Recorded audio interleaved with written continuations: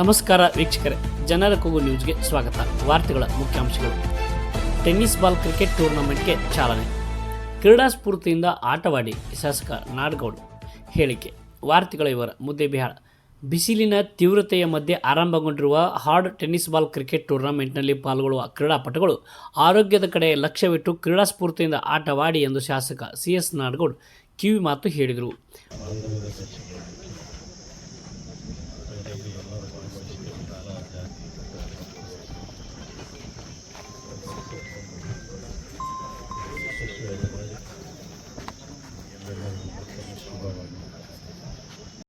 ಪಟ್ಟಣದ UBC high school ಮೈದಾನದಲ್ಲಿ ಶುಕ್ರವಾರ MBL ಗ್ರೂಪ್ನಿಂದ champion trophy 2026 hard ball tennis cricket ಟೂರ್ನಮೆಂಟ್ಗೆ ಚಾಲನೆ ನೀಡಿ ಅವರು ಮಾತನಾಡಿದರು. ಗೆಳೆಯರ ಬಳಗದಿಂದ ಆಯೋಜಿಸಿದ ಕ್ರಿಕೆಟ್ ಟೂರ್ನಮೆಂಟ್ ಯಶಸ್ವಿಯಾಗಲಿ ಎಂದು ಶುಭ ಹಾರೈಸಿದರು.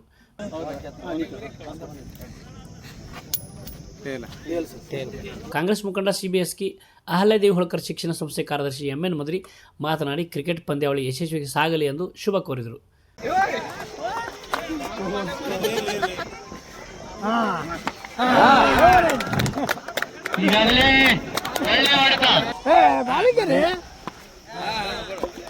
ಮತ್ತೊಂದು ಒಳ್ಳೆಯ ಹೊಡೆತ.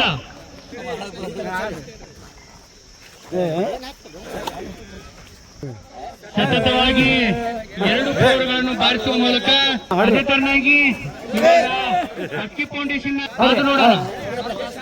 ಬ್ಲಾಕ್ ಕಾಂಗ್ರೆಸ್ ಅಧ್ಯಕ್ಷ ಗುರುತಾನ, ಕಸಾಪ ಅಧ್ಯಕ್ಷ ಕಾಮರಾಜ್ ಬಿರಾದರ್, ಪುರಸಭೆ ಮಾಜಿ ಅಧ್ಯಕ್ಷ ಮಹಬೂಬ್ ಗುಳಸಂಗಿ, NSUI ರಾಜ್ಯ ಪ್ರಧಾನ ಕಾರ್ಯದರ್ಶಿ ಸದ್ದಾಂ ಕುಂಟೋಜಿ, ಪಂಚಮಶಾಲಿ ಸಮಾಜದ ತಾಲೂಕು ಅಧ್ಯಕ್ಷ ಅಮರೇಶ್ ಗುಳಿ, ಸರ್ಕಾರಿ ಆಸ್ಪತ್ರೆಯ ನಾಮನಿರ್ದೇಶಿತ ಸದಸ್ಯ ಸದು ಮಠ್, KUC ಬ್ಯಾಂಕ್ ಉಪಾಧ್ಯಕ್ಷ ಶ್ರೀಕಾಂತ್ ಚಲವಾದಿ, ಮುಖಂಡರಾದ ಹುಸೇನ್ ಮುಲ್ಲಾ, ಸಂಗಣ್ಣ ಮೇಲಿನಮಣಿ, ಜಾವೀದ್ ಇನಾಮದಾರ್, ಮೊಹಮ್ಮದ್ ರಫೀಕ್ ಶಿರೋಳ್, ರಂಜಾನ್ ನದಾಫ್, ಯಲ್ಲಪ್ಪ ಮ್ಯಾಗೇರಿ ಮೊದಲಾದವರು ಇದ್ದರು.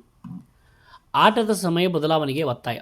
ಉತ್ತರ ಕರ್ನಾಟಕ ಭಾಗದಲ್ಲಿ ಬೇಸಿಗೆ ಸಮಯವಾಗಿದ್ದು 40 ಡಿಗ್ರಿ ಸೆಲ್ಸಿಯಸ್ ಉಷ್ಣಾಂಶ ಸಮಯದಲ್ಲಿ hard ball tennis cricket tournament ಆಯೋಜನೆ ಮಾಡಿರುವುದು ಆಟಗಾರ ಆರೋಗ್ಯದ ಮೇಲೆ ದುಷ್ಪರಿಣಾಮ ಬೀರುವ ಸಾಧ್ಯತೆ ದಟ್ಟವಾಗಿದೆ. ಕೆಲವೆಡೆ ಬಿಸಿಲಿನ ಪ್ರಖರತೆಯಿಂದಾಗಿ ಆಸ್ಪತ್ರೆಯಲ್ಲಿ ರೋಗಿಗಳ ಸಂಖ್ಯೆ ಹೆಚ್ಚುತ್ತಿದ್ದು, ಹಗಲು ಹೊತ್ತಿನಲ್ಲಿ ಅದು ಭಾರೀ ಬಿಸಿಲಿನ ಸಮಯದಲ್ಲಿ ಕ್ರಿಕೆಟ್ ಆಟವಾಡಿಸುವುದು ಅಗತ್ಯವಿತ್ತೆ ಎಂಬ ಮಾತುಗಳು ಕೇಳಿಬಂದಿವೆ. ಆಟದ ಸಮಯವನ್ನು ಬದಲಾಯಿಸಬೇಕು ಎಂದು ಕ್ರಿಕೆಟ್ ಆಟದಲ್ಲಿ ಪಾಲ್ಗೊಂಡಿರುವ ತಂಡಗಳ ಆಟಗಾರರು ಒತ್ತಾಯಿಸಿದ್ದಾರೆ. ಇನ್ನಷ್ಟು ಸುದ್ದಿಗಾಗಿ ನೋಡ್ತಾ ಇರಿ ಜನರ ಕೂಗು ಯೂಟ್ಯೂಬ್ ಚಾನಲ್. ಇದು ನಿಮ್ಮದೇ ಧ್ವನಿ. ಸಬ್ಸ್ಕ್ರೈಬ್ ಮಾಡಲು ಮರೆಯಬೇಡಿ.